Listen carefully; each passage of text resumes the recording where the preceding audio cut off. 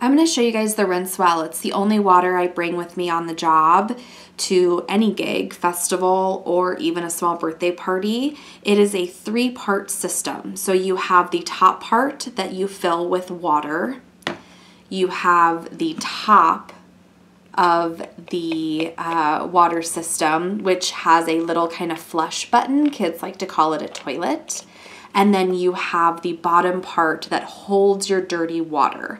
I have been painting all day, so mine's a little dirty. I will tell you that they clean up and bleach pretty well and can get almost bright white again. So I find that it cleans pretty easily. Mine's not too bad right now, but you can see like a little bit of residue. If I take a Clorox wipe to this or a sponge and some Clorox or dish soap, I can get most of this residue completely off, and it looks quite new.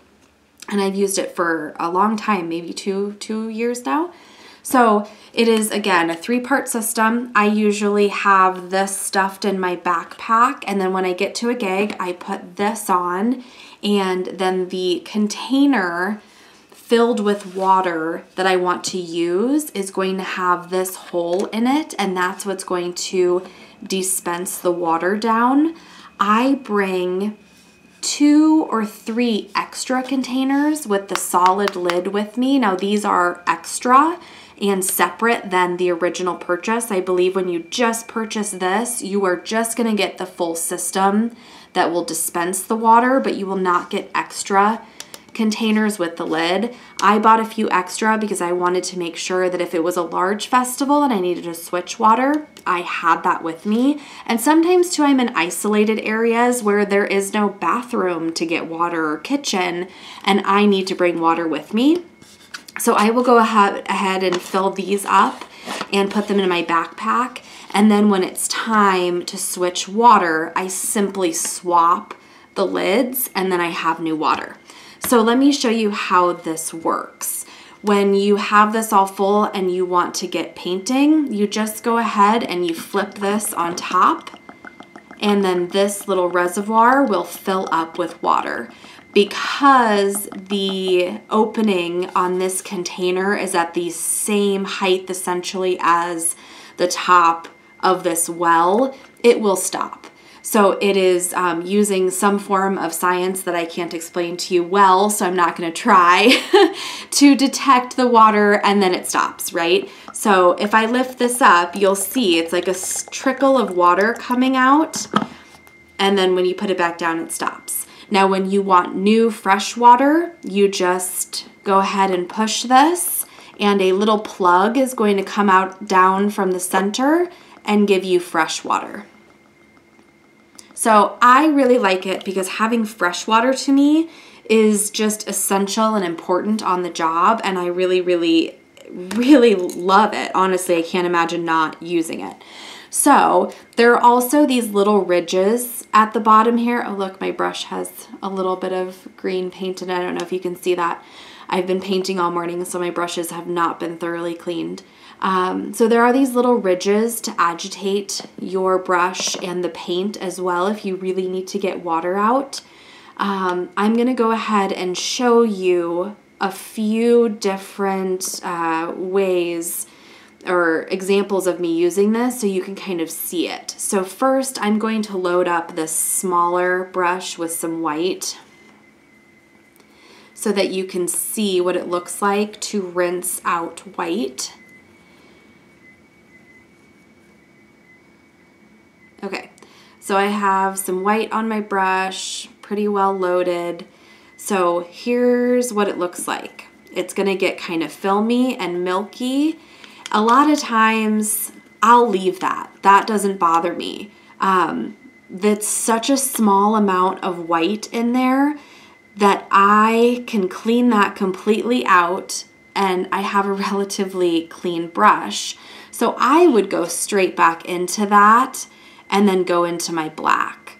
Now on the job, I typically have a brush designated as a white liner brush and a black liner brush, and I actually keep them in these convenient little areas here. So there are 4 holes, 2 on either side of the main well of water, and I usually keep my liner brushes there.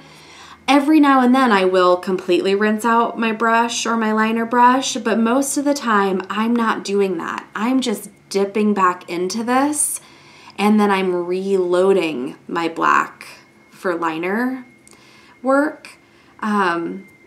So that's one of the reasons it works for me. If you are a painter that every single time you are going to reload your brush, you are completely cleaning out your brushes, then this might not be the best option for you, or it might be better to have this as a secondary option. For a while, I had another large container of water I would do my initial rinse in, and then when I really just needed clean water, I was using this, but I've really gotten away from that. I was bringing too much with me. So I'm going to show you what I mean. So with a strong color like black, if I go to rinse out my brush, then I have really muddied up my water. I don't want to go into this muddy water and then go into one of my nice clean one strokes. I'm going to just muddy them up. So I would want to completely flush this out. Now, one thing you might notice is if I just hit that once, I still have some residue in here. So this is what I do. When I really want clean, brand new water, I actually hit the plug once and then I agitate all that pigment that has settled, and then I hit it again quickly, agitate it, and then hit it again. So I'm doing a couple quick bursts to get the water down rather than going like this and pressing and wasting a lot of water. Does that make sense? I'll show you guys again, because I think this is one of the reasons why people think they don't like the rinsewell, and it's because I don't think they're using it as efficiently as it could be used. So here we go. I am loading up this brush again very strongly with black, and I'm going to completely rinse it out in the water, really agitate it on the bottom so that it's nice and rinsed out. And now if I want clean, perfect water again, instead of holding and pressing this down until it all goes away, I'm going to do a quick press and then agitate all that pigment that is settled, and then another quick press, agitate that pigment, and then press again and get clean water. Hopefully you guys can see that, and I'm going to actually pull this out and so I can show you. So one of the reasons I do this is you can see these little, let me go ahead and clean it out or clear it of water. See these little areas that help you agitate your brush? Well, even after a few seconds of leaving the water in there, the pigment of the paint is going to settle into this. So if all you're doing is pressing and hoping that you're going to get perfectly clean water, it's not going to work. You have to agitate some of that pigment that's settled and press this at the same time, and that will flush out the pigment and give you nice, clean, crisp water. So I hope that makes sense. So I'm going to show you one more thing.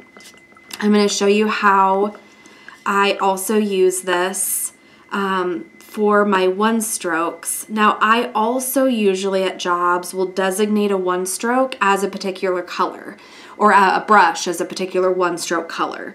So if this one stroke or brush, I keep getting that, I keep saying the wrong thing. So if that brush is going to be this one stroke, for example, I'm going to go ahead and get that loaded up. I'm going to go and, you know, paint the design on the kid, whatever it may be, mermaid, flower, you get the idea, right? So I'm going to go and paint something.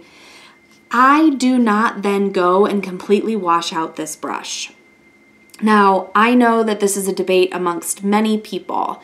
I use a different sponge on every kid, and, you know, if I'm going over someone's eye with a smoothie blender, with StarBlends, I use brand new. I use a different one on every kid. But when it comes to brushes, I do not rinse them out completely. I do use a brush bath and I will spray that in here and shake it up before I go to a gig. And then I will sanitize brushes sometimes with it because I have the spray one on the job. But I then will put this in, you know, a standing brush container like this. And then I will go and I will just barely dip the tip of it back in to reload my brush to paint the next kid. So my point is, and why I want to tell you this, is because if you are a painter that feels very strongly about rinsing out your brush in between every child, no matter what, every single time, even when you're doing cheek art or something like that, then you are going to go through a lot of water using a rinse well. The other thing, see how muddy that gets? I mean, you're gonna go through one of these little containers so quickly. So I love it, and I feel really passionately about this being a wonderful solution for me, but I want to make it clear that if you are a different kind of painter than me, this might not be something you like. The only other thing that I will tell you that could be a negative for some people is if you are the kind of painter that when you're rinsing your brush, you like to dip into water and really vigorously, like run it back and forth really quickly. This is so shallow that if you do that, you are gonna splash water all over the place. So for me, I try to do controlled, like slower movements. Here, I'll go ahead and rinse that completely out so you guys can see. So slower, controlled, pressed movements to rinse it out. And I don't kind of flop it all over the place because you're gonna get water everywhere. So there you go. There's the rinse well. Again, this is what I bring on the job. I do not bring any other water containers any longer. I bring this little guy, and I bring 2 extra water containers with the solid lid with me, and I really love it. It helps me keep clean water all the time, and I would never use anything else. So I will put a link down to this below and to the extra containers, and I think I also stuck these in my Amazon store too, that you guys can go directly to my Amazon store link that I'll put down below and look at all my favorite face painting supplies. So all of you that were asking me for this video, I really hope it helps. I hope you'll consider trying it if you've been looking for a way to have clean water on the job. And let me know if you guys use this. Comment down below. And thanks for watching. I'll see you guys in my next video.